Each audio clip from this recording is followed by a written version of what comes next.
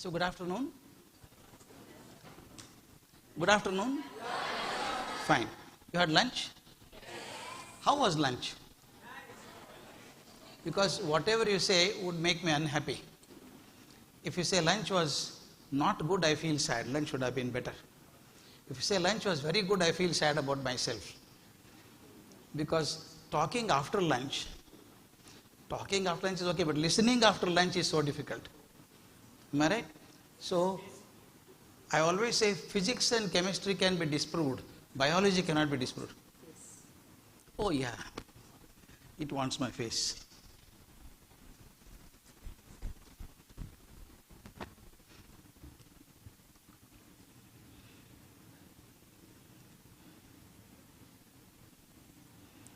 Yeah, it's okay.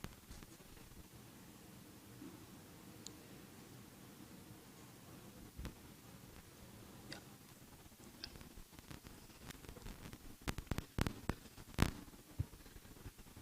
You can disprove physics and chemistry, but can't disprove biology. Once the food goes in the stomach, you can tolerate it for 45 minutes or it can tolerate it for 45 minutes. After that, more blood is needed near the stomach. Blood from here flows down. This part becomes very light. You start seeing two fellows on the stage. After some time, both of them disappear. We go into meditative posture. If it's not to happen, I think we have to work really hard. For the next about 1 hour, for 20 minutes, we'll work really hard on that. And I've been asked to talk on this topic, defining success. What is success? Can anybody tell me? What do you mean by success? We use very generally, oh, I am successful. I got a bus ticket, I am successful. I got a ticket for IPL, I am successful. I got my seat in a college, I am successful. I got first rank, I am successful. We keep on saying about success in every stage. But what is the real success? Can somebody say something? Whatever you say is okay for me. I'll come down. If anybody has to say something about what success means to you, anybody can say. What success means to you? What is success? If we can do anything for the goodwill of the society and family, that is also wonderful. If I can do something for the society and to our family, I success. Yes, sir.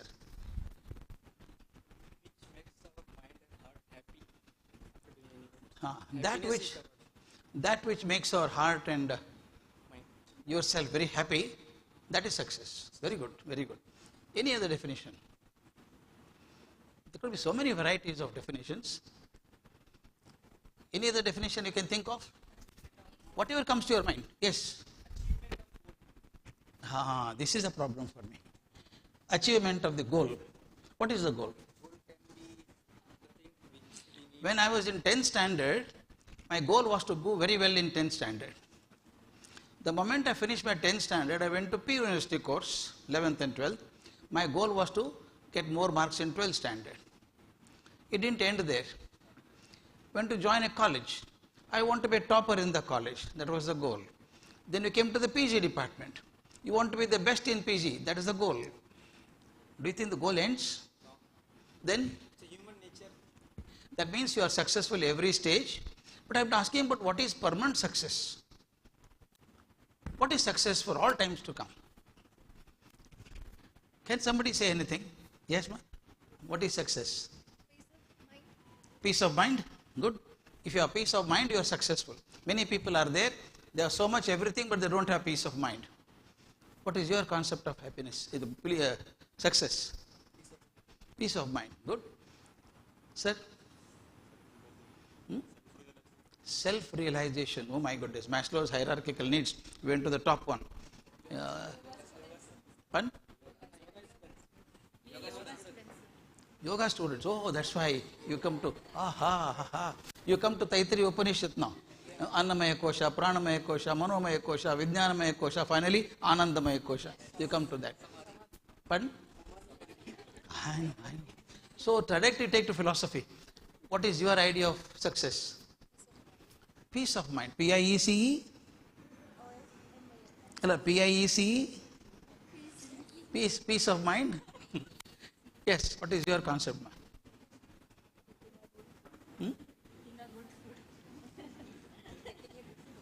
Getting a good food. Nothing wrong about it. It's the first level of satisfaction. Without that, nothing will work. They told about Anandamaya Kosha, no? It comes only after food only. Food, different levels are there. So each of us have a different definition of success. I was trying to find out what is the real meaning of success. I was teaching in some university in the US. I asked the student there, what is success?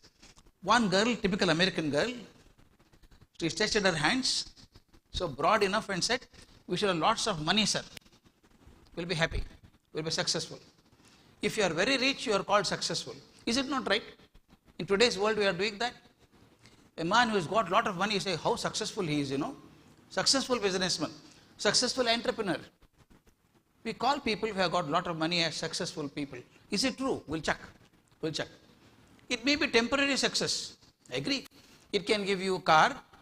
It can take you around the world. It can make you meet people. Am I right?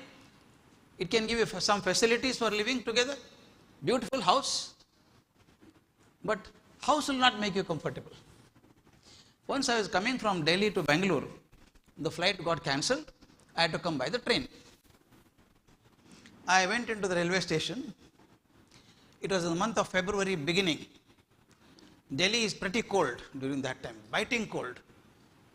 As I entered the station, on the right side there was a stone platform, I would say bench, on which a man was sleeping. A coolie, he was a coolie actually. He was sleeping there, nothing to cover himself. He folded his legs like that and sleeping and snoring. He was snoring. I got into my compartment. It is the first class AC compartment. Two people there. They have given me everything, air conditioned, beds, rolls, everything is given to us. But my fellow traveler was not able to sleep. He was struggling hard. I said, any health problem? Sir, lots of problems, sir. My business is going down. He was in the first class AC compartment. Everything given, he was not able to sleep. But that person on the railway bench was sleeping comfortably. Therefore, I learned, if you have a lot of money, it does not guarantee happiness. Am I right? Socrates said it beautifully, less money is bad, more money is dangerous. More money is dangerous. Lot of people worry because of extra money, they don't know what to do with it. So therefore, I thought of discussing about this, what is success?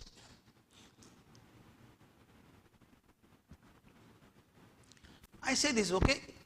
Do you accept this statement? Success is not a chance. It is a projection of an organized effort. Do you agree with that? Tenzing climbed Mount Everest for the first time.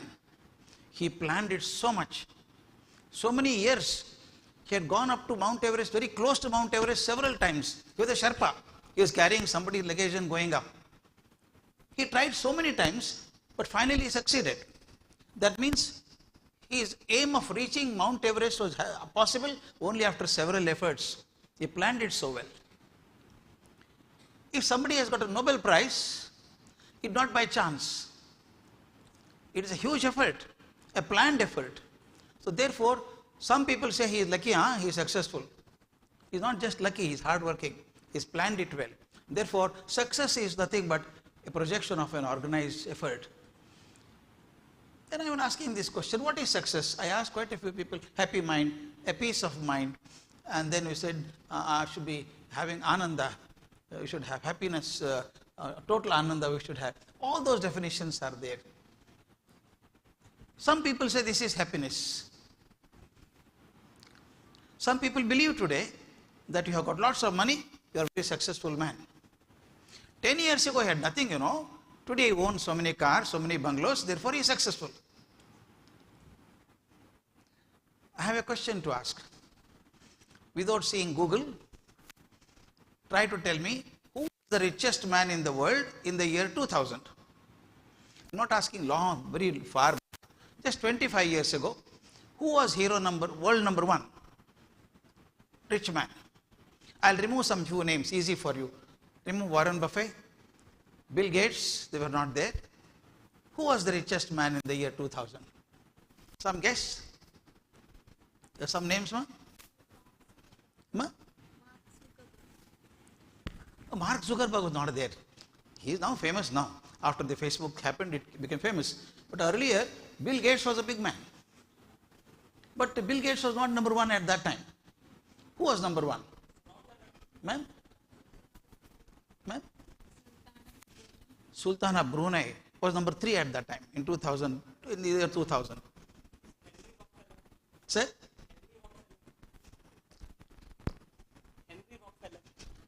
No. Rockefeller was 20th, 21st and so on. Our Ambani was better. Why I am saying this is, honestly ask me, I also do not know the name. Who bothers? If somebody is number one, how does it help me?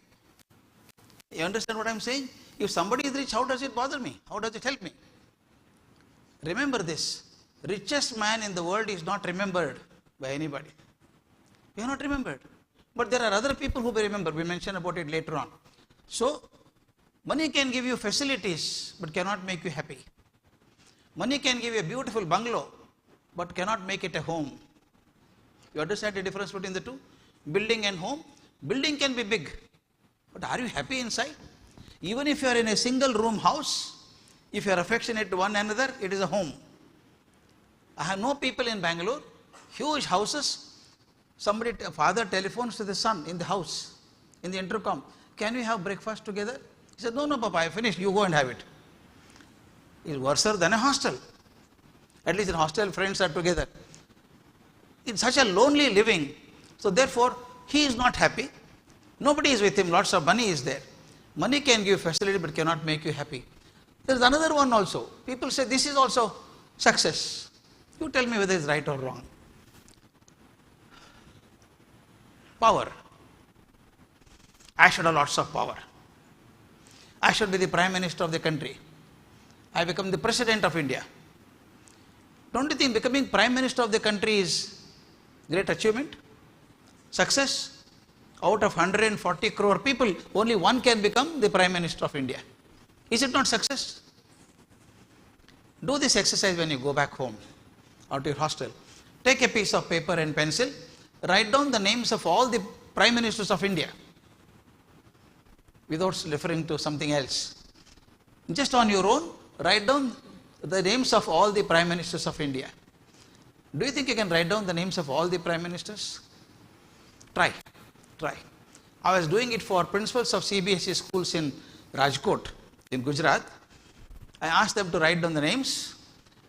Out of 50 teachers, principals I had, 39 could not write all the names. 1 or 2 names are missing here and there. They felt bad. Sorry sir, we forgot the name, they said. Why do you feel sorry? They should feel sorry. Am I right? That means even if you become the Prime Minister, it is not granted that people remember you. Some Prime Ministers you remember, some you don't remember. Same thing happens when you remember presidents. Write down the names of all the presidents of India. Some names you don't forget, some names you don't remember. Can you tell me one name of a president whom you don't want to forget or you don't forget? I knew that you will say that. I was very sure. APJ Abdul Kalam. He was one president called the People's President. Amazing person. Why do you remember him? So many people were before him and so many after him, but you still remember Kalam. What could be the reason? Sir? Contribution, exactly. Everybody contributed, no? Presidents contributed. What way? Can you tell me one reason as to why Kalam should be remembered? Sir? Missile man, okay? Yeah, okay. Anybody else? Why Kalam? You mentioned Kalam's name. Why is Kalam remembered? What specifically makes you remember him? He is called People's President. But why called People President? Sir? Okay, I'll tell you. The reason is this. Yeah, he provided what people wanted. Somebody asked him, Kalam, what was his best moment of his life? I had the privilege of being with Kalam for 15 long years. Traveled with him widely, and every time he came to Karnataka, it was my job to translate him into Kannada. Very close association I had with him. I have seen this gentleman very closely, one of the most outstanding people I have seen in my life. Most outstanding. The greatest thing about Kalam was, he was so simple, he never remembered that he was the president. People had reminded him, sir, you are the president, sir. He would not remember, he lived like a common man.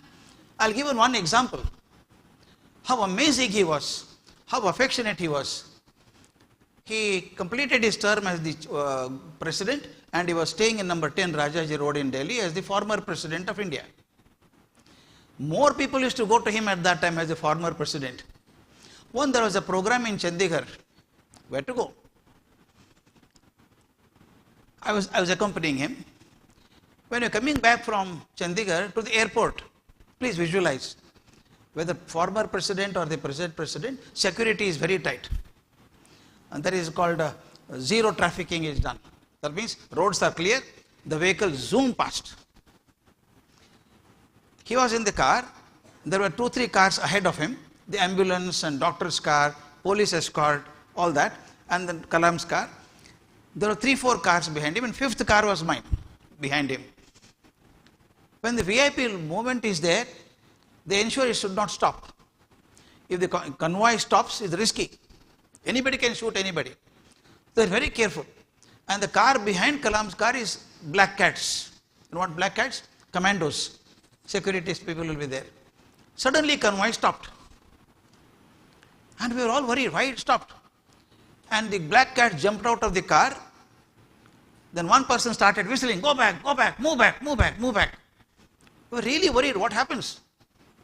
And all the cars, if Kalam's car has to come back, all the previous cars have to go back.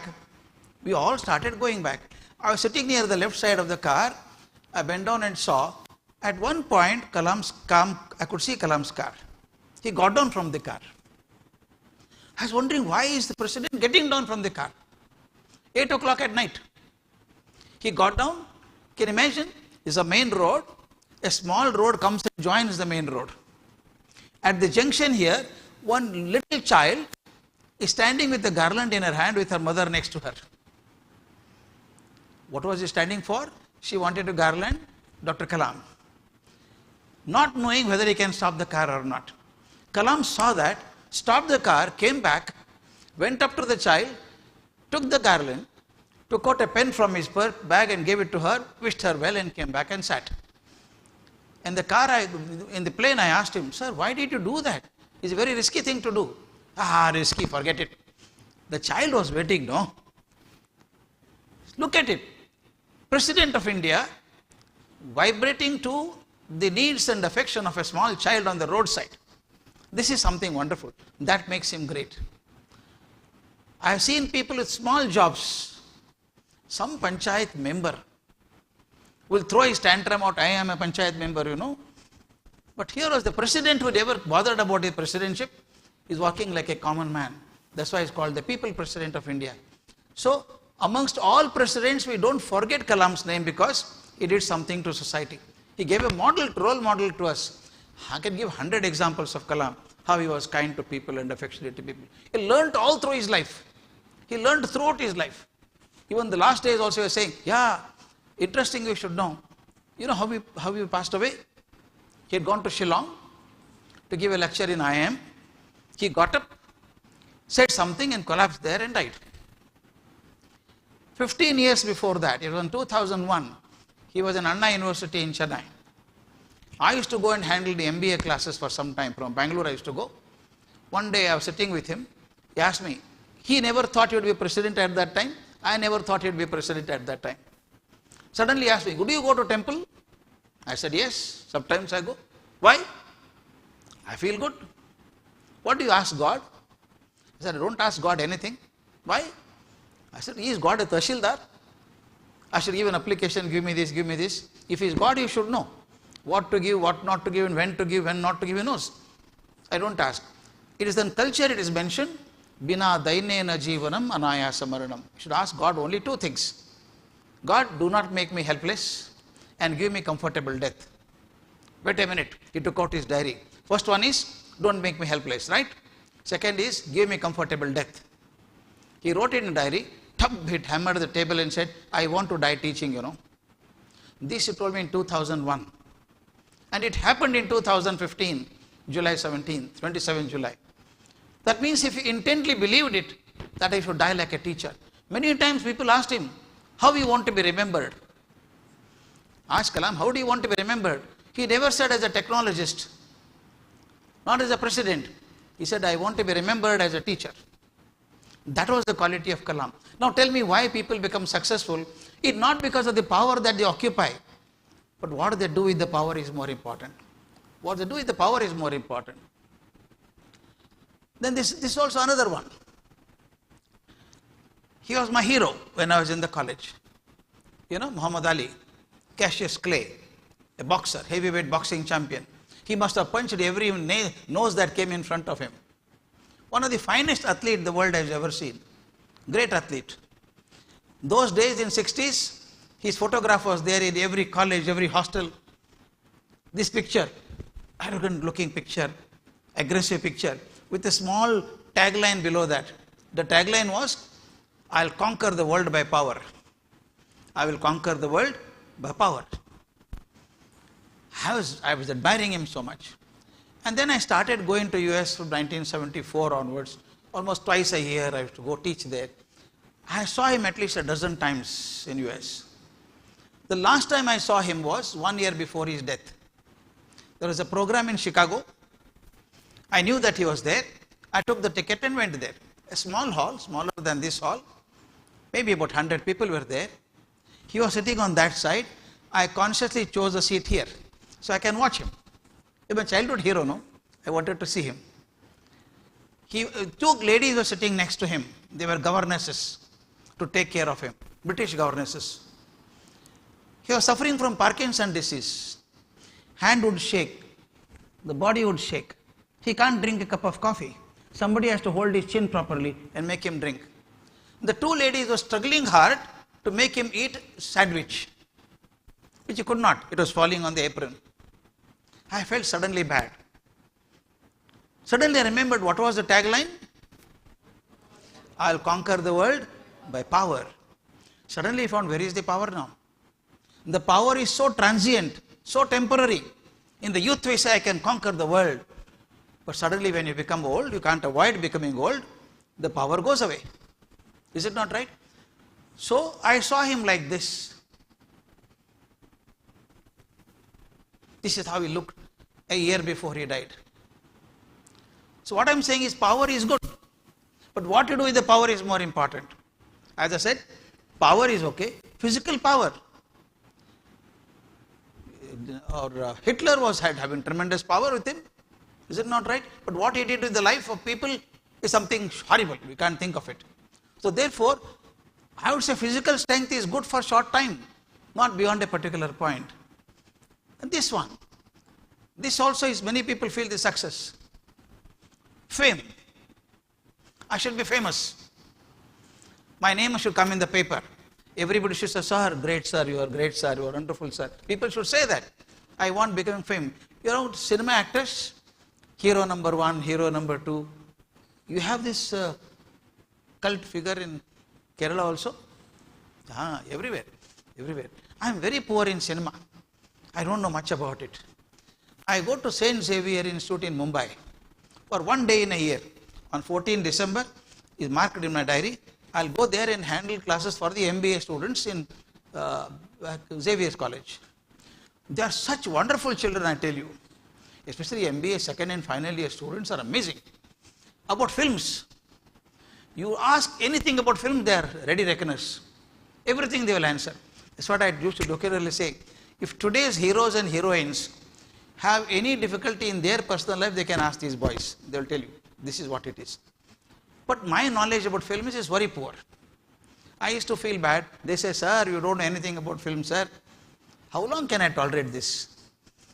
There is a famous director in Kannada called Nagabharana, cinema director. He is my good friend. I told him, can you help me in doing some research? He did research and gave me. With that research, I went to Xavier College.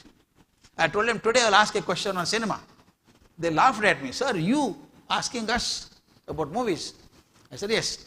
I have only one question to ask. I'll ask you also. How many of you are good in movies, I do not know. Who was hero number one of Hindi movies in 1940? Who was hero number one of Hindi movies in 1940? Amitabh Bachchan. Oh, Papa, poor thing. He came in 80. He came in 80. I want 1940. You will not find in Google also. I checked that. Because Nagapan had done research for me. And then they started throwing names like Devanand, Dilip Kumar. I said, no, they are later. One girl told me, sir, Raj Kapoor's father, sir, Prithvi Raj Kapoor. I said, you are coming closer, 1946. But I want 1940. They could not find anything and they threw up their hand and said, we don't know, sir. Then I said, I'll tell you the name. I'll tell you also the name. I am 100% sure you would not have heard of it. One Mr. Shamlal.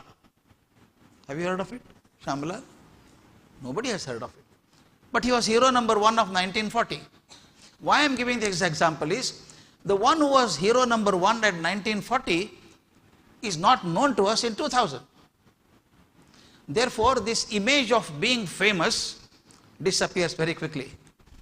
In cricket, when we were students, I said, Tiger Pataudi, Chandu Borde, R.G. Nadkarni. Today says, some players, we don't know.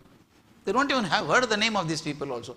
Slowly, next generation, Gavaskar is remembered because of his cricket commentary, otherwise he would have been forgotten also. His other team members are forgotten. Now people are saying Sachin, and then went to Dhoni. Now it came to Virat Kohli. Am I right? And tomorrow somebody else will come. That means what you call famous does not remain famous for a long time. You understand what I am saying? That is also not success, temporary success. I am telling you what is not success. Then what is success now? Take this case study. Let's see this, what happens. Just go through it in a minute and whether you agree it is a success or a failure. Normally, a sensible man will get a job and then get married. This man was married, had children, but no job. Such a nervous lawyer, he could not run a case. He handed over to somebody else and ran away from the court. And had a very poor education in the primary schools. Struggled hard to pass, always third class.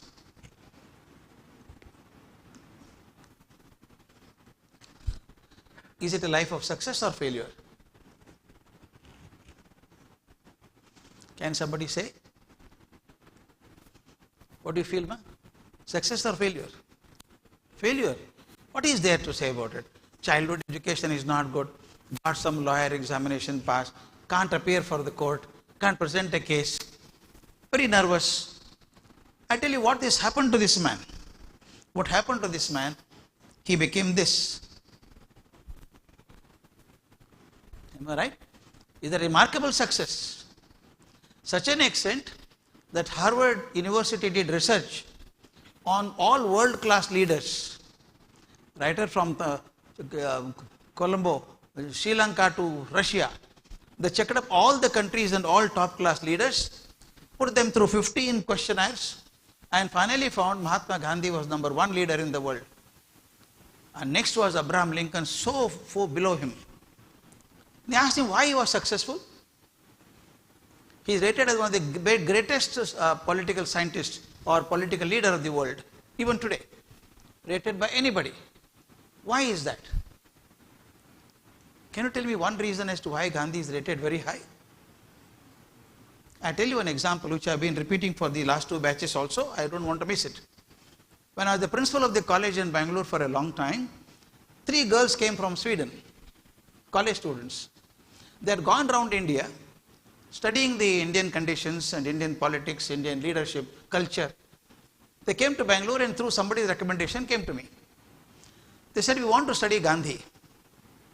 I said, why do you want to study Gandhi? Our students are so good. Unless it is compulsory for examination, we don't read. Gandhi is not your national leader. It doesn't come for your examinations. Why do you want to study about Gandhi? The girl told me, for 3 reasons I want to understand Gandhi, sir. 3 reasons. One is, if you look at the history of any country in the world, no country got freedom by completely non-violent methods. You are very emotional people, Indians.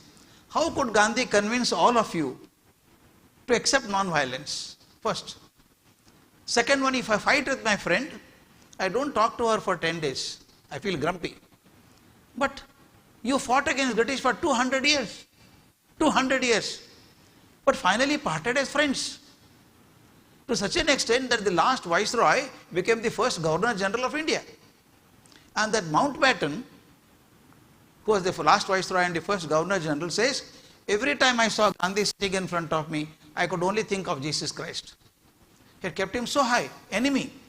So her question was, how could Gandhi convert an enemy into a friend?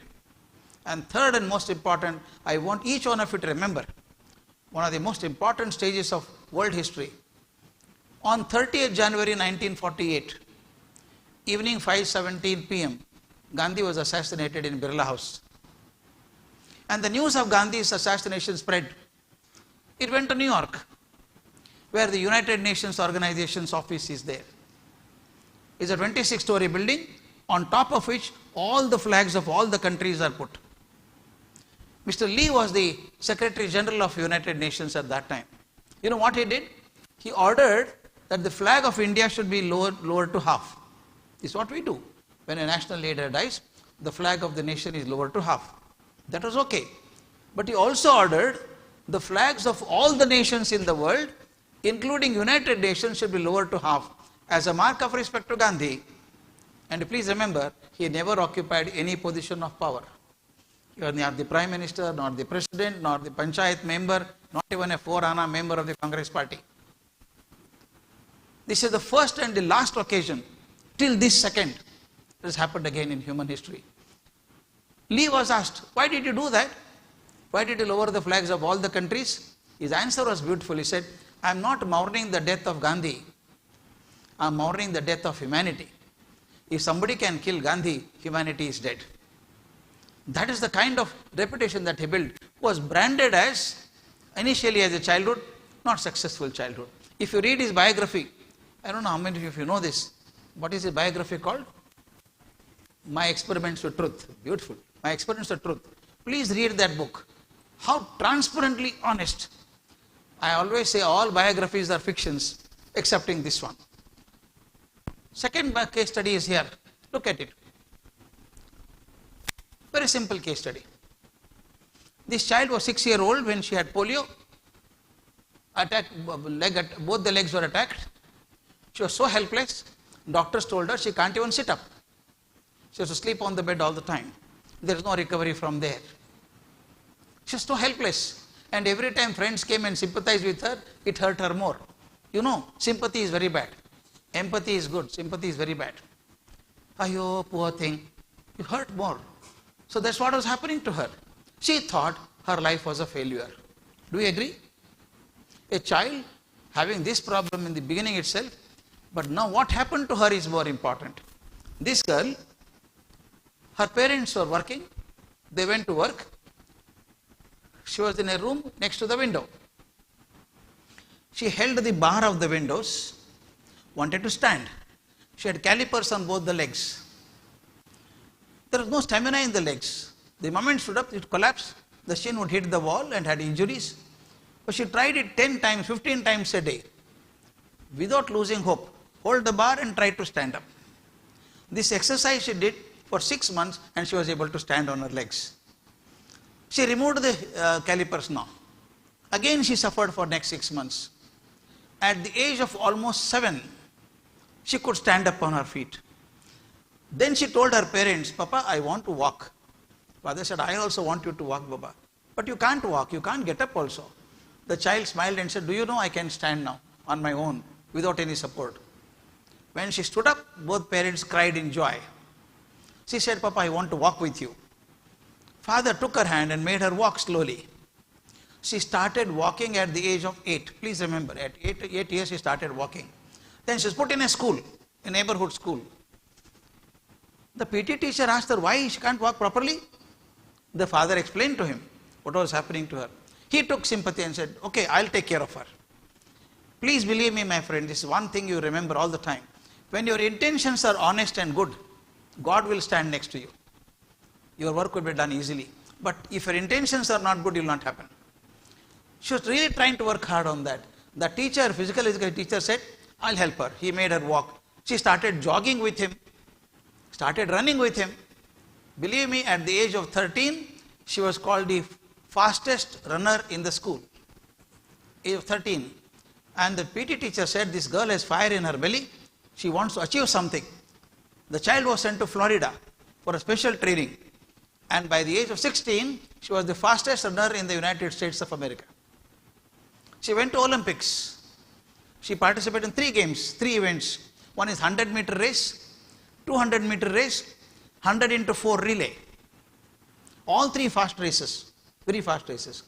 Nobody thought she will win, but she won the first 100-meter race and became the fastest runner in the world. Next day, she had 200-meter race, she again won the gold medal. And a few minutes later, she had the 4 into 100-meter relay race. They have to pass on the baton. Every 100-meter run and pass on the baton. Normally, the fastest runner is kept at the end, so that anyone makes a delay, she can compensate it. This girl was the last one to run. The third girl ran well, but while handing over the baton, she dropped it down. In Olympics, fraction of a second makes a difference. But this girl picked up the baton, held her breath, and ran as if her whole life existed on that. Won the 3rd gold medal to the United States of America. Even today, she remains as the only woman who won 3 Olympic gold medals in the fastest races. And her name is this, and this is the picture of the girl. Wilma Rudolph. Wilma Rudolph. Outstanding name. If you see her childhood, her suffering, we thought she can't be successful in anything. Don't you think we are more fortunate than her? Our legs are intact, our health is good. She started walking at the age of 8. And next 8 years was a remarkable change. 16 years, he became the fastest runner in the world. So therefore, I feel success is all about real hard work. Is it not right?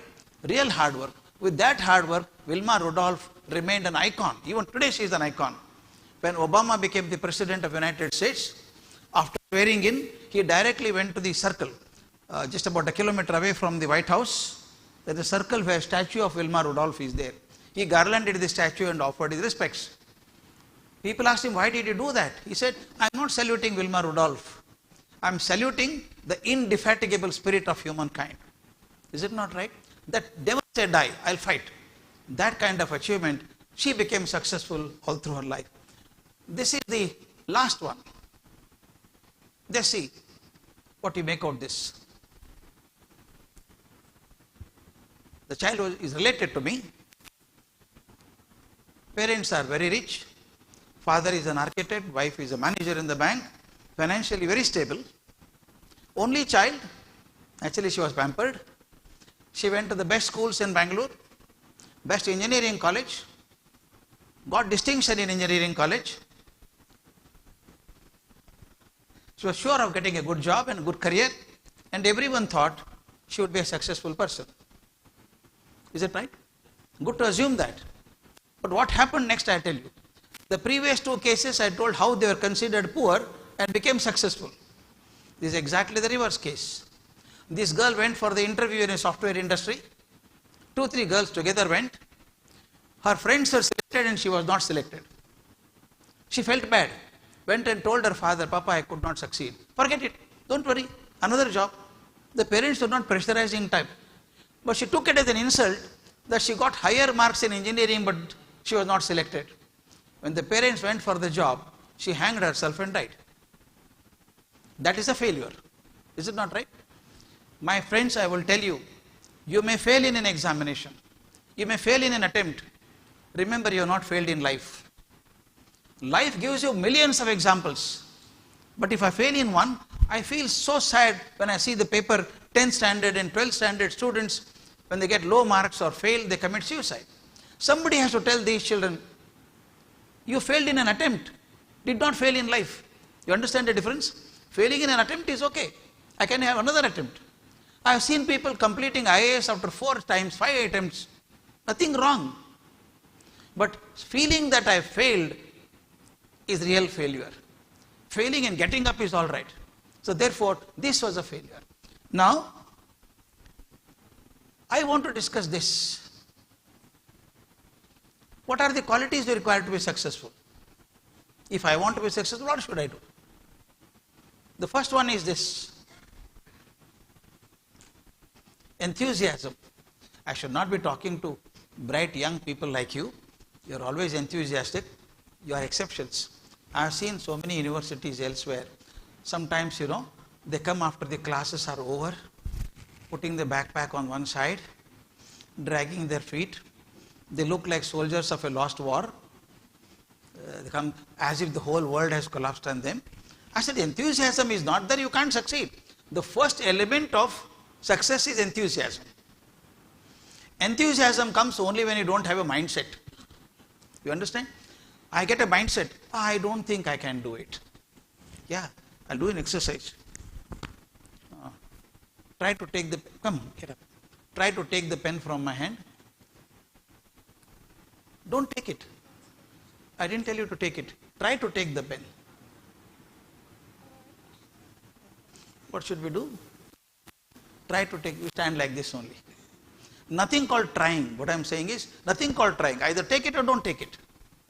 You understand what I am saying? Some people say, I will try to do this. You will never do it. I will do it. In fact, I say sometimes, I'll come to your house tomorrow. Many people, please sit down. Some people, friends, I say, I'll come tomorrow to your house. Next week I'll come. I'll never go. If I say tomorrow 3:30 I'm coming there. That's all. Similarly, when you make a choice, make a definite choice. Feeling that I'll try, let me see. I have seen students at MA level saying, what is that, what you are planning for your career? I don't know, sir. After MA I'll decide. Oh my goodness, you come to the railway station with a bag and don't know where are you going? You must be clear about what you are doing. Therefore, I am saying enthusiasm is nothing but the mindset that you have. I want to feel good all the time. I want to feel good all the time. I want to be happy all the time. Is it not right? So therefore, there is a small exercise I am doing. Can two people come on the stage? Two girls or two boys? Whichever.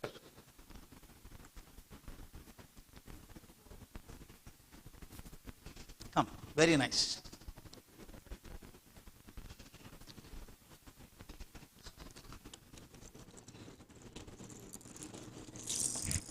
Yeah, come. Come this side. You remove the watch and keep it out. But don't forget to take it back. Two boys or two girls? I'll take these two boys. Because this game is for either two boys or two girls. Two boys have come. You can watch from there. Your good name? Hari. Hari. Hari, okay. Your good name? Mujahid.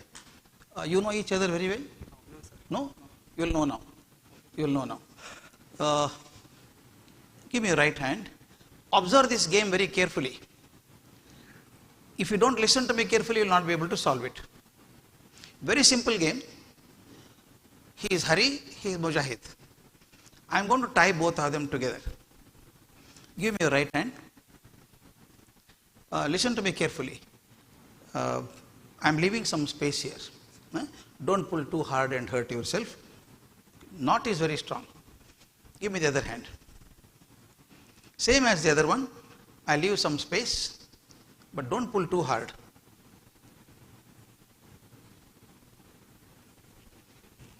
Knot is pretty strong. Okay. Give me your hand, Mujahid. Give me your right hand. Same I have done for him. I leave some space here. Come here, come closer. This is the last hand. I'll leave some space so that you don't get hurt. Okay. Stretch your arms now. Stretch your arms. Stretch your arms. See, what has happened here? You have heard of famous two ring puzzles, Chinese ring puzzles. If one ring is in another ring, you can't separate them. Let us see where they come to that stage. This is Mujahid's ring. This is Hari's ring. one ring is in another ring. All right? I want them to get separated. Understand? Completely free from one another without doing three things. This you should remember. You can't do three things. First one is you can't unknot. You can't open the knots. Open the knots. You can't open the knots. Mujahid cannot open Hari's knots. Hari cannot open Mujahid's knots. Or none of us can open the knots. Opening the knot is out.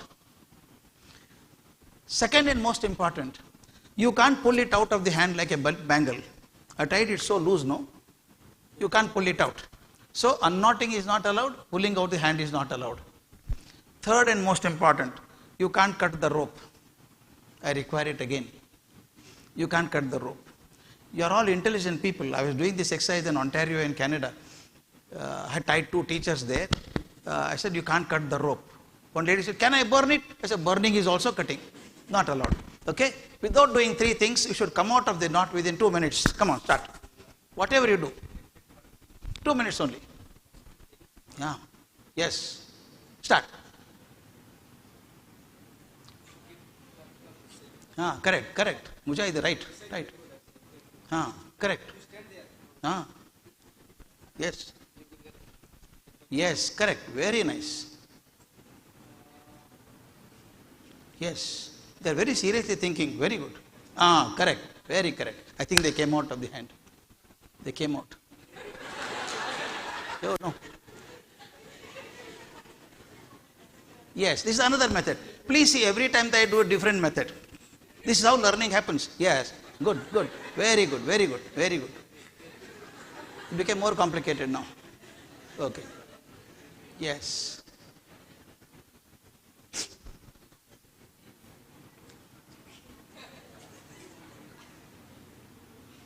Yeah, yes, correct. Very correct.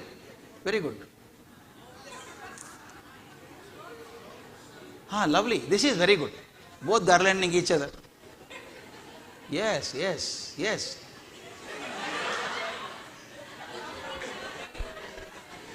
That's why I told them they become very good friends after the game.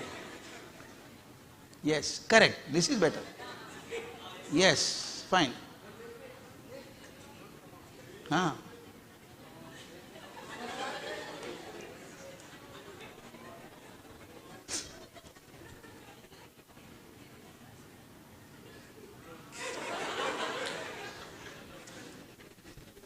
I tell you, interesting, when you are sitting there, it looks very easy. You go like this and come out, you will come out. We all gesture from there. But here, situation is totally different. Yes, good. But still there.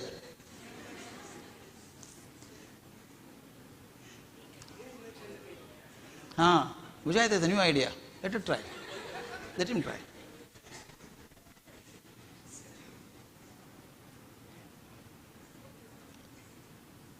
Yeah, something new. Very good. I'm encouraging so much, but they're not coming out.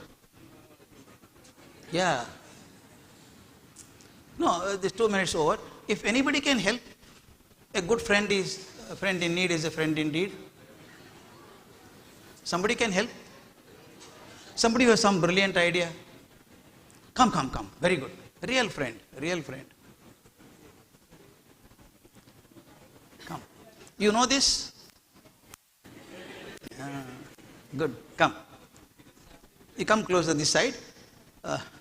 He will try to help us. Your good name? Hassan. Hassan knows. Hassan, come this side and try to help them. So the others can see what you are doing. Very good.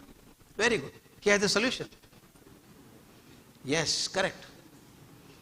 This is good. Beautiful. This is beautiful. Hey, he has some new ideas, Baba. You got some new ideas. Try to do anything you do. One advantage, he is an advisor. Advisors are never in difficulty. They give advice and go away. These people are stuck. And larger the number of advisors, greater is the confusion. Yes, correct. Very good. No. The idea did not work. Actually, Hassan knows. He has seen it long back. He's forgotten that. Am I right? I know that. This what happens is, I know, but exactly where the problem solution I don't know. Some solution I know. Yes, correct. Very correct.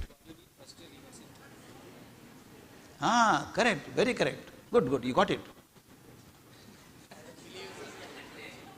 The more I encourage, he is doubtful. It became more complicated, huh? Okay, okay. For paucity of time, because I had supposed to close at 5 o'clock, you be here, Hassan, be here.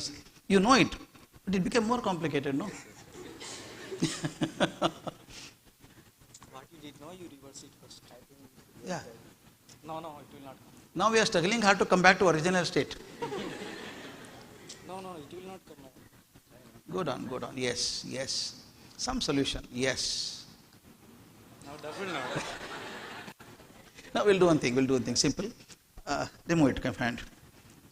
I'll bring you back to original position at least. From there we take. Okay. Put on your hand. Okay.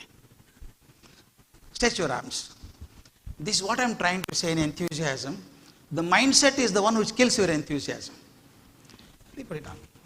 You want to do something, somebody says, don't do it, doesn't work.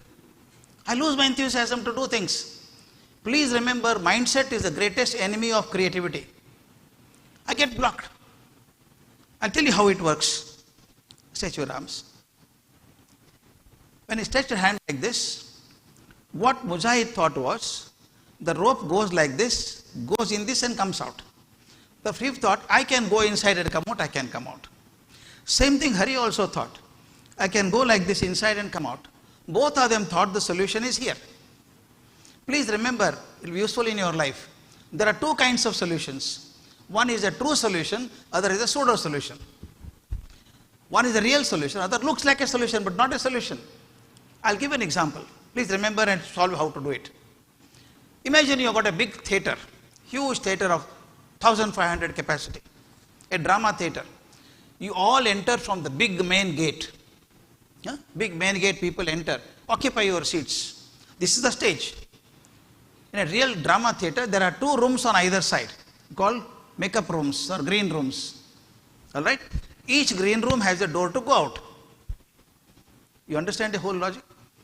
You are enjoying the drama, everything is happening beautifully, suddenly people shout, run, run, run, run, there is fire, fire, fire, run.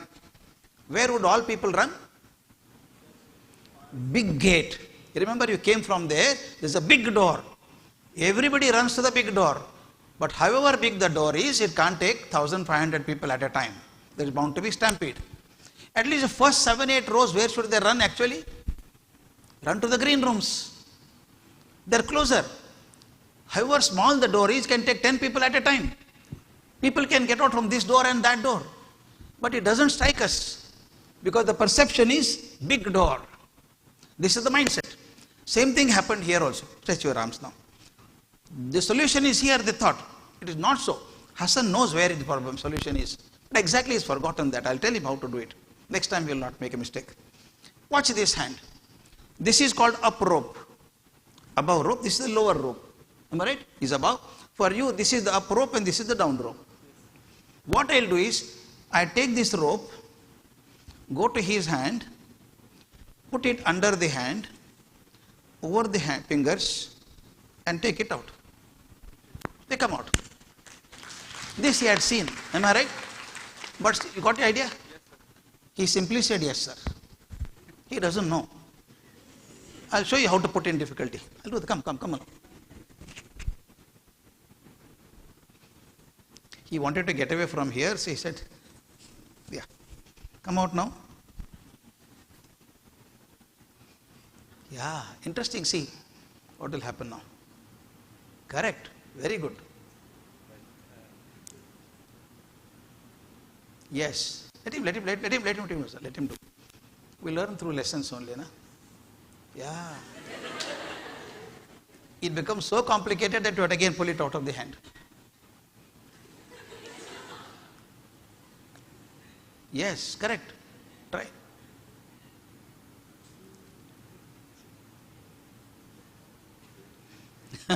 He said, yes, I know it. Actually, I do not know. Very simple. Don't be in a hurry. I have changed the pattern. It will not come there. Now this rope, above rope is here. So I should go to this hand now. Put it under the hand. Sorry. Under the hand, over the fingers. Take it out. You are out. This is like this. Somehow you understood little, but he understood more because he had done it once.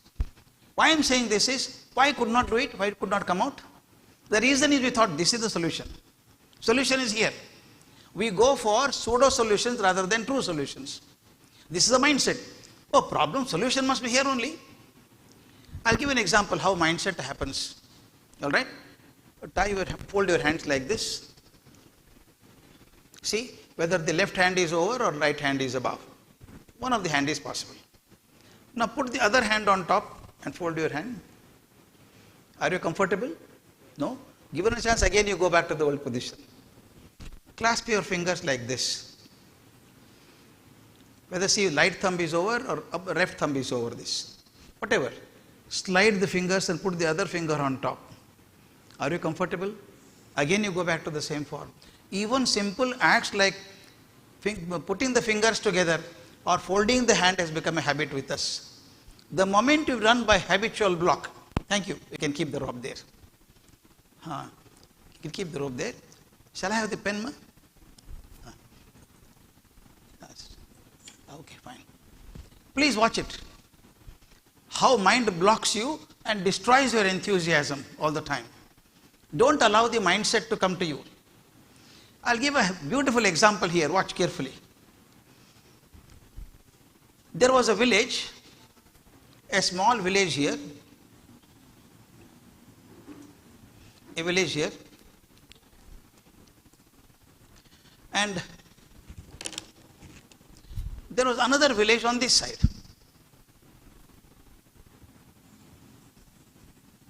Small village. In between there was a thick forest.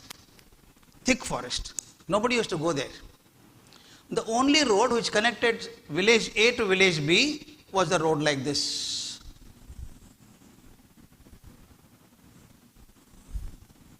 Only. They had to circumvent the forest and go. One boy who was studying in this village went out to study in a city, then went to different countries. He came back after 20 years and told his father, I'll go and meet my friend in the other village. Father said, don't go by this road. There's another road in the center. What happened? This boy went from this village to this village and the road was somewhere like this.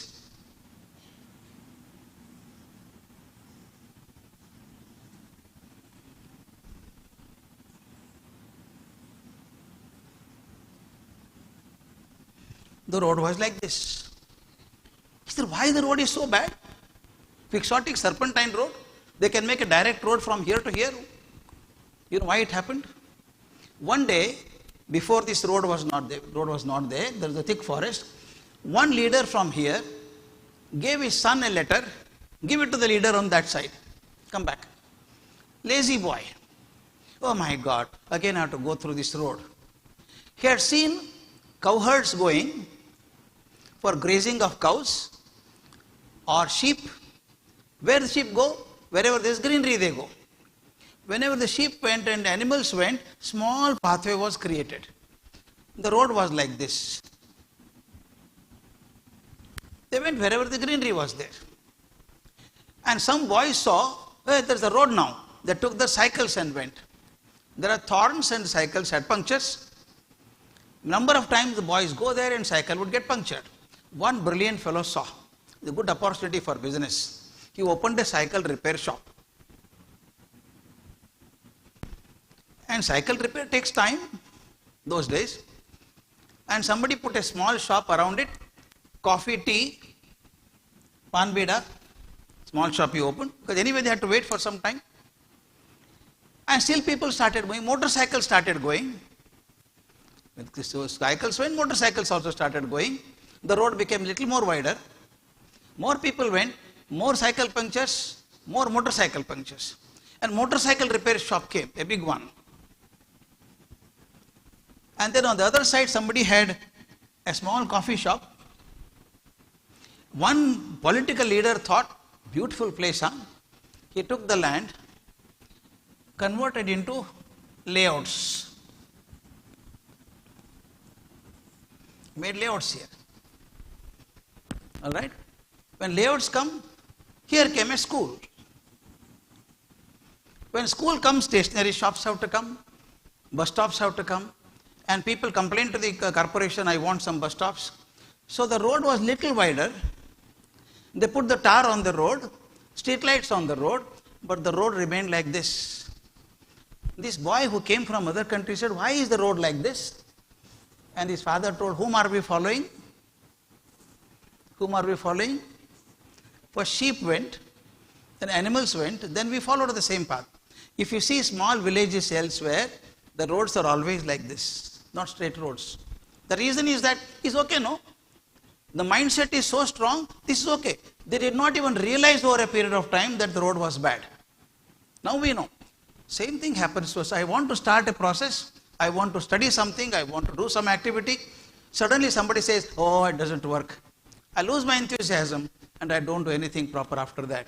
Therefore, if you want to have good enthusiasm, it requires faith, it requires no mindset.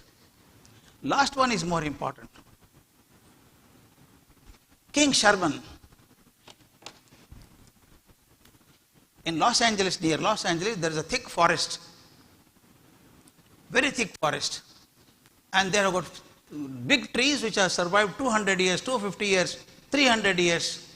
I first went to see that. The biggest tree in the world is there.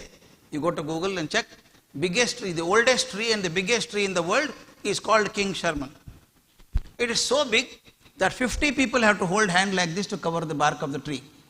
And they can say you can cut it and make a lorry go between them. That kind of big tree. When I saw that for the first time, I was wonderful. I felt really good. It's called King Sherman. I wrote a story and published in Reader's Digest at that time.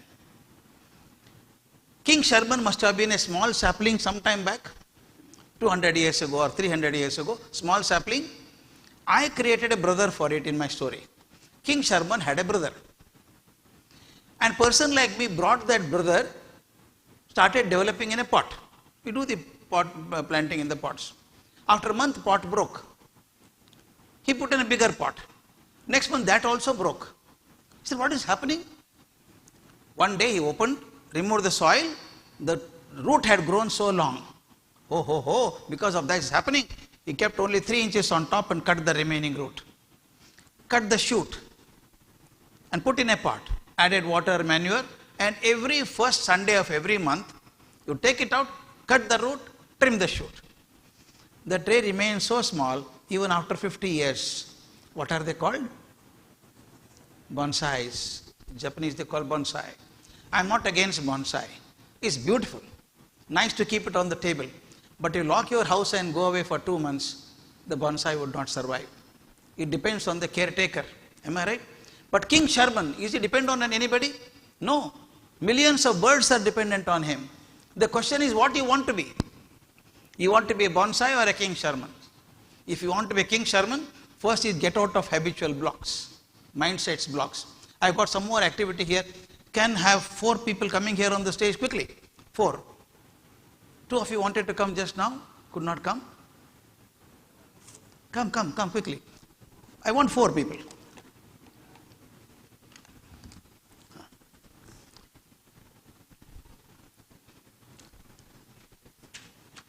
I'll tell you what is to be done.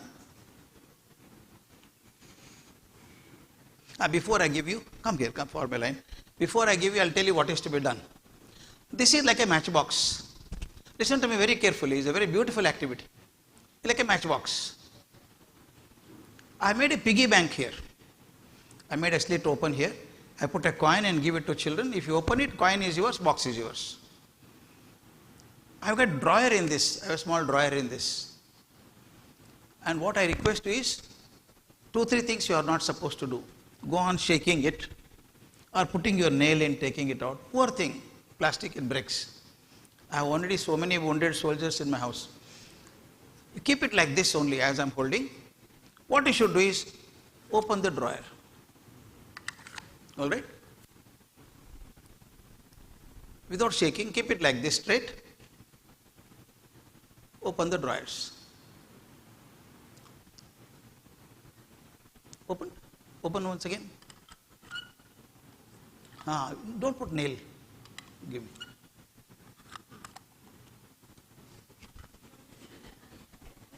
Don't put nail. How did you do that? There was a lock here and I just observed. Yeah, good, very good, very good. Keep it like that. Let me see what you do. Shall I show you once?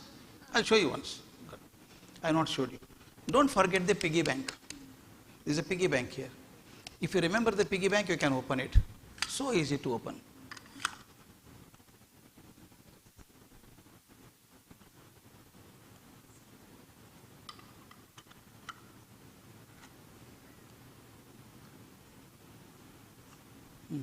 Did you do that? Again, you saw the niche there. Good, good, good. Very nice, good, good. Very nice. You will explain to us how do you do that. Can you do that, ma? Shall I show you once again? Right. Don't forget the piggy bank. Open like this, put it back. Yes, you are close to it. I'll tell you. Very simple. These two boys got it very quickly. They could see there's some gap here. Am I right? Yes. They could see some gap, use the gap and open it. But actually the principle I want you to understand. Why the box is not able to, they are not able to open the box. Box is in their hand, still not able to open it. I showed you several times, open it like this, give it back.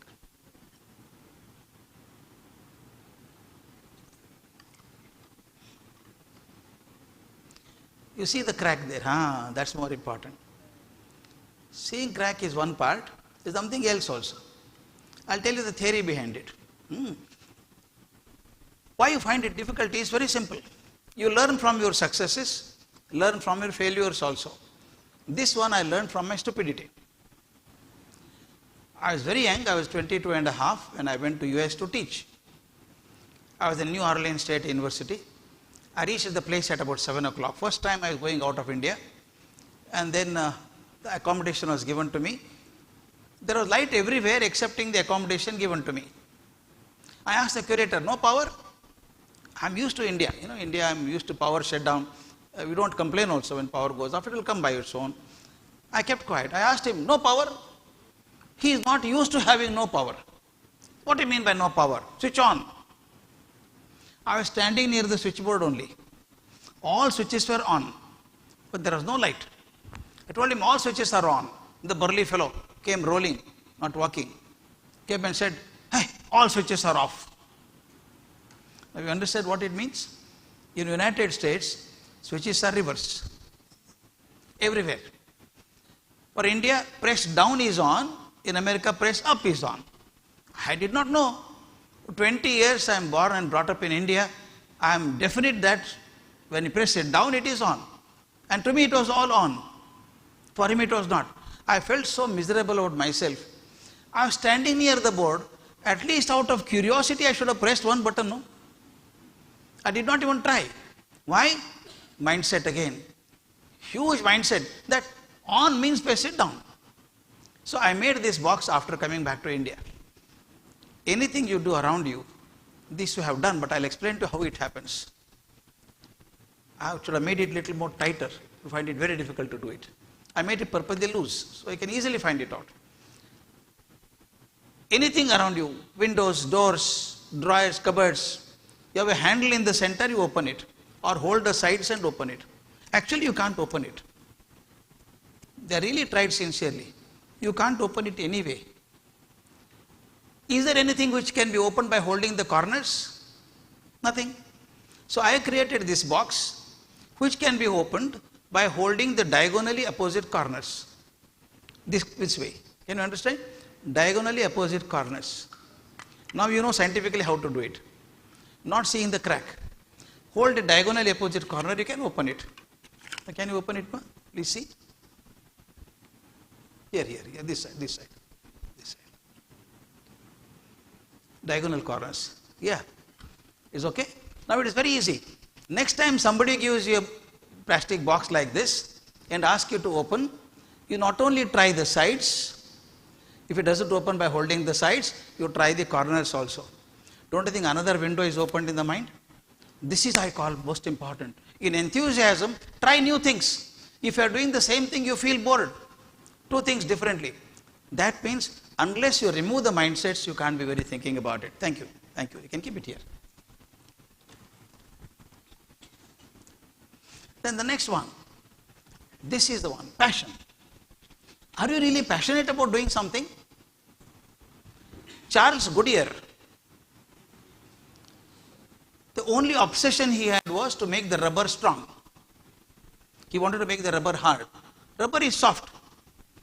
It was used earlier only for erasing the marking of the pencil, nothing else. But he said rubber can be used for something else. Can you believe all through his life, he tried only to make the rubber hard. He sold his property, sold his utensils in the house also. Finally, wife said, what are you going to do, man? Everything he sold. One day he had little money, went to a shop, it was available in grocery shop at that time. He got the rubber. When he was giving the rubber, it fell down. It fell down on a stove, hot stove. Immediately took it out. Some portion had become black. He took it home, checked, the black portion was hard. He went back to the shop. What were you heating on the stove? The shopkeeper was heating sulfur on the stove. Oh, give me some sulfur. He took sulfur, heated with rubber, and that is a famous process today called as vulcanization. Rubber became strong and started using it. Then he started using steel wires inside, become radial tires. You know, all the tires we have. That's why every time my plane lands on ground, on tarmac, you can imagine Jumbo 747 with so many 500 people inside, huge luggage, when it hits the tarmac, sparks come. Next time watch it when in the airport, watch it, sparks come, but tire doesn't get burst. Every time my airplane touches the tarmac, I say, thank you, Charles Goodyear. Is it not right? He struggled all through, and everybody told him, rubber can never become hard. But he made it. This passion was there. Every person who is successful in life has not been successful but for passion. If the passion is not there, do it as a regular duty, it can never be successful. This is very important for me. Water, if you heat it, up to 99 degrees, it only gives vapors. It doesn't boil. It does not turn turbines, does not produce electricity. But 1 degree more, at 100 degrees it starts boiling, steam comes out and rotates the turbines, energy comes out. Is it not right? 1 degree difference. 99 degree nothing happens, 100 degree everything happens. That 1 degree is the passion.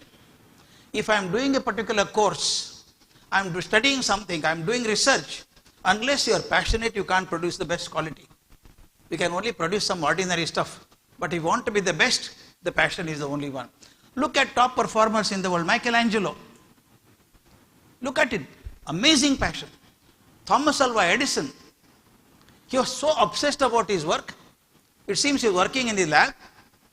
His wife came. This fellow was so busy doing the work. Wife said, Thomas, breakfast is here. Okay, keep it there and go. I'll eat it later on. He continued his work. He forgot about the breakfast. His friend walked in. He saw the breakfast and Thomas Alva Edison busy there. He sat and ate the breakfast. Friend ate the breakfast. Last moment the spoon fell down. Edison looked up, saw the empty plate and the friend. You know what he tells the friend? Oh my God, you should have come little earlier. You could have shared the breakfast. He doesn't even know that he has not taken the breakfast. That is passion for you. He made 2,000 inventions. 2,000 inventions, amazing, because of the passion that he had. This, never give up. Never give up. For small things we say, oh, I don't think I can do it. I tried, sir, it doesn't work. I told you, trying, there's nothing called trying. I have to do it. There is no option. This is an attitude. I have shown an experiment to both the batches and I can't miss showing it to you. It's a lovely experiment, my friends. Please remember, you will not forget this experiment at all. This is the question of attitude. Some people give up very easily. I tried once, it is not working, therefore I leave it. Some people try 10 times. Some people say, I must get it. How can I not get it? I brought this experiment, please watch. I brought a glass, a pair of forks, heavy stainless steel forks. I want to balance the two forks on the edge of this glass using a toothpick. I brought some toothpicks. I take one toothpick. It's a very weak one, am I right? Dry piece of wood, which can be broken very easily, very fragile. Now I want to balance the heavy forks on the edge of the glass using this toothpick. Please see what I do. I fix the forks strongly, put this toothpick here.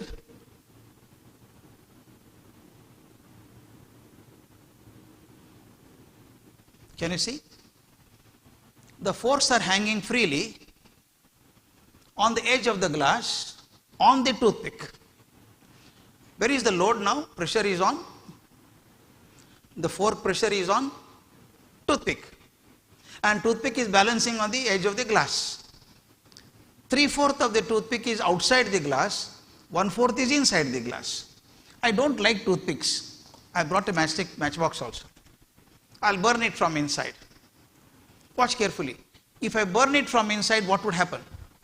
Wood will burn, easily burn. If this wood burns from inside the glass, it goes on burning. What should happen now? What should happen? Fork should fall down. Watch carefully. How they fall down? Watch carefully.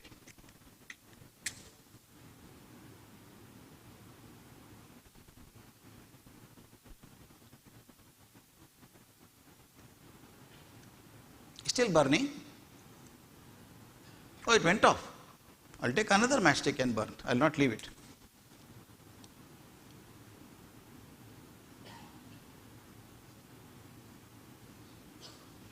Not two. You can take 20 matchsticks, it will not burn beyond that. The wood went on burning up to the edge of the glass. Now the full load of the two heavy forks is on the toothpick, which is balancing on the very edge of it, 1 millimeter thick glass. My friends, please remember this. This one fork represents your knowledge. When you are doing research or postgraduate program or anything that you do in life, you require knowledge and you require skills also. Only knowledge doesn't help. You require knowledge and you require skills to be successful. But knowledge and skills are only to you, they remain with you and die with you. They cannot be passed on to anybody. Very difficult. The two forks are balanced on the, sorry.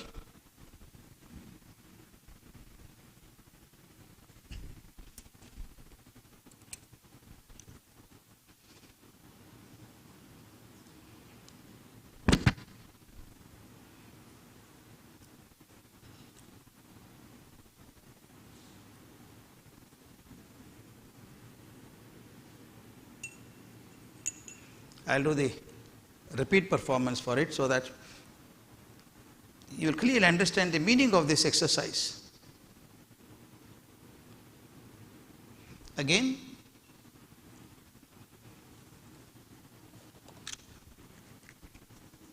I burn this. Knowledge and skills are intact. I burn the piece of wood.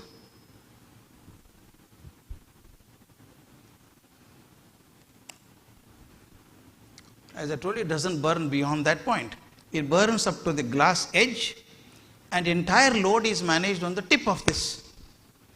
One fork represents your knowledge, other represents your skills. As I told you, knowledge and skills are particular to you. They remain with you and die with you. You can't pass it on. But these are useful to the organization where you work. You take up any organized working or the country, for example. Your knowledge and skills are useful to the country only when the small piece of wood is connecting those two. Am I right? Knowledge and skills are balanced and connected to society through what? Through this piece of wood. And that is the attitude. Three things are there now. Knowledge, skills and attitude. Which is more important? Among the three, which is very important? Can somebody say which is more important? Attitude. Why? Remember, among the three things which can be burnt, glass, fork and piece of wood, only wood can be burnt. That means in your life, your attitude will be tested more than your knowledge and skills. And if you stand the test of attitude, people will appreciate you. I have seen people who are wonderful. I tell you, attitude of some people is fascinating. Year before last, I was in Harvard Business School taking one important session there. I had a 3-hour session. I completed 3-hour session and one person sitting at the backside. There were 80 MBA students and 40 executive MBA people. I don't know who are they. Program was over, my class was over. One tall man with flowing white hair came to me and said, "Oh, you took me back up to my childhood, I say. I liked your class." I said, "Thank you." And the girl who organized this my travel within the US, she said, "He is James Callahan. Is the name." Again I stretched my hand, "Hello James, how are you?" Then she added, "He is a Nobel laureate in economics." For a moment I was dumbfounded. A Nobel laureate sitting in your class and coming and telling you that class was exciting, little flattering. Am I right? I just mumbled, "I didn't know that you are a Nobel laureate. I didn't know that you are a Nobel laureate." You know what he said? What he said is a lesson for my life. It can be for you youngsters. "Oh, forget it," he said. "Oh, forget it. Nobel Prize is not for me, it is for my economics." How simple and beautiful. Because they are light, they can travel faster. You understand? If I carry a huge stone on my head, I can't walk. I have ego. My BA, BSc certificate, I frame it and keep it in the hall, look at 3 times a day to confirm that I have really passed. But here is the Nobel laureate, he says, "Forget it. Nobel Prize is not for me, it is for my economics." This humility. I have seen extraordinary people absolutely humble. Learn from nature. As the tree becomes taller and taller, it starts bending. Or that branch of the tree which has maximum fruits bends down. The one which has no fruit stands like this. If somebody is talking arrogantly, is a branch which has no fruits. If somebody is humble, as I gave the example of Dr. Kalam, so humble, so humility personified, that is the hallmark of successful people. Look, now what I do is, I lift it up, push the attitude out. When I push the attitude out, you find the knowledge and skills also falling down. Therefore, I always say knowledge and skills are a function of your attitude. I may have great knowledge, but if I am arrogant, it is of no value. I may have tremendous skills, but I may not succeed in life. But if your attitude is all right. Same again, Dr. Kalam, I should say. Dr. U.R. Rao, I don't know how many of you heard of his name. U.R. Rao was the Space Commission chairman, ISRO chairman. When he was the chairman, Kalam was the deputy director, 5 levels down. I knew Rao very well. We traveled together to Mangalore. On the way, I asked him, "Dr. Rao, when you were the chairman, Kalam was the deputy director. Did you know him?" Yeah, I know him because of his hairstyle. I remember him." Then I asked him a question. "Do you think he was the best technologist you had? Do you think he was the best technologist you had at that time? Or somebody was better than him?" His answer was fantastic. No, there were better technologists than him, but he was the greatest human being. The greatest human being. Tell me what finally succeeded, technologist or a great human being? Great human being successful because of his attitude. Therefore, my friends, this is most important. Never say die. Never say die. "Oh, I lost." Nothing. You can try another effort, another effort, another effort. Last work is hard work. Nothing happens without hard work. Nobody is successful. Don't say there are shortcuts. There are no shortcuts for success. Hard work is essential. The more hard work you put in, more succeed. Nothing is achieved. And the last one is social commitment. Social commitment. A social commitment means what you do in society. You learn so much, earn so much. Is it of some use to society? If it is not useful to society, what you have done is not successful. In fact, when I was teaching the MSc students, I asked them a question. I can ask you also. How many of you know your grandfather's name? All of you know. I know that. How many of you know your grandfather's name? Yes, good. Some hands went up. In my students also same thing happened. Few students said. I pause now and say, how many of you know your grandfather's name? We don't remember, right? I asked in the class, why is that you don't remember? One girl stood up and said, "What is the point in remembering, sir?" I said, "Amma, I am not asking my grandfather's name. I am asking your grandfather's name. She said, sir, I can't remember, sir. That's what is so great he has done for me to remember, sir. I said, please sit down. I'll mention a few names. See whether you remember them. Rama, Ayodhya Rama, Rama, Krishna, Buddha, Mahavira, Jesus Christ, Prophet Muhammad, Ramakrishna, Vivekananda, Shankaracharya. All of us know the names, am I right? This is very interesting. I have a problem now. I mentioned so many names. I am not the great grandson of any one of them, but I remember their names. But I don't remember my own grandfather's name. Why is that we don't remember? I asked this question in my class. There's a brilliant child in my class, outstanding student, Padmini Priyadarshini. I asked Padmini, what happened? She had tears in her eyes. She stood up and said, sir, I learnt a lesson of my life, sir. What is the lesson? When she answered, it became a lesson for my life, it can be for you. She said, I learnt a lesson, sir. Anyone who lives only for himself shall not be remembered by the world, and anyone who lives for others shall not be forgotten. Is it not right? Those people, these list of names I mentioned, none of them work for themselves. They work only for the society. That doesn't mean you should become sannyasis. No. Work ethically. Earn well ethically. But when somebody is next to you who has tears in their eyes, you must have the humanity to take out the handkerchief and wipe the tears at least. If you can't do that, we are not good to be human beings. Ultimately, you are measured by what you do to society than what you receive from society. Socrates mentions, success of a life is measured by the number of people who cry when you die. People say, this fellow died, good for us. It's a failure life. If people say he should survive, the person should survive for some more time, then life is successful. And then this is very important for me to say. Many people ask me, sir, you are mentioning your Nobel laureates and great achievers. All of us cannot be like that. Am I right? We can't be like that. Then are we all failures? No. I would say, does not mean the greatest achievement that would be recorded in history books. Common person life is also success. When, I am putting the condition, when the mind is guilt free, I have not harmed anybody, I have not insulted anybody. You carry no animosity towards others. You don't have hatredness for anybody else. You have lived a positive life. This is more important. Be positive all the time. Don't be negative. All the time positive. You lived your faith without hurting others' faiths. You have your faith, but don't hurt others' faiths. And then your life is successful. You don't have to measure by any other yardstick. If you are happy with yourself, feel contented, I have not cheated anybody, and I have not hurt anybody, that is the life of success. I want you all to be very successful in your life. Practice what you say. As I told you, one single experiment I tell you, people will not believe what you say. People always believe what you do. Can we do, I did the experiment. Shall we do a small experiment? Can we do? Please do as I say. Last closure. Please do only as I say. Are you clear? Can you hear me at the end? Please do only as I say. Raise your right hand. Fold your fingers into a fist. Slowly bring your hand forward.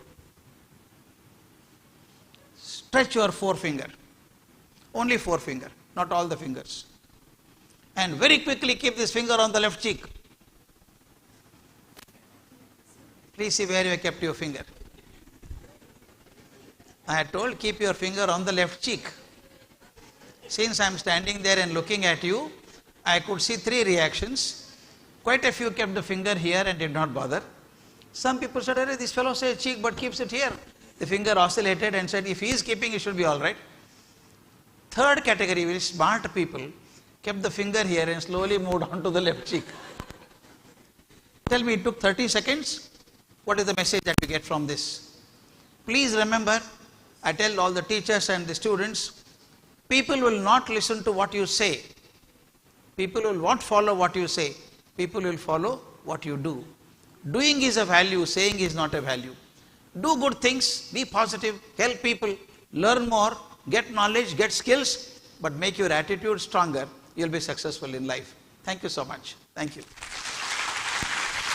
Thank you, sir, for making the session not just informative but also deeply engaging through stories and interactive approach. It is highly commendable that sir has graciously engaged not just one but 3 sessions with something new in every session and highly motivated our students. On behalf of Central University of Kerala, we express our greatest gratitude to you, sir.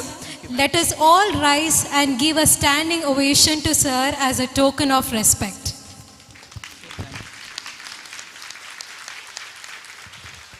Thank you so much.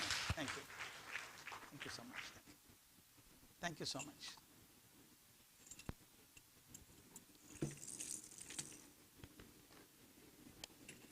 Thank you all. Day 1 induction program has successfully concluded today. So thank you for your active participation. Hope you had an insightful session. Thank you once again.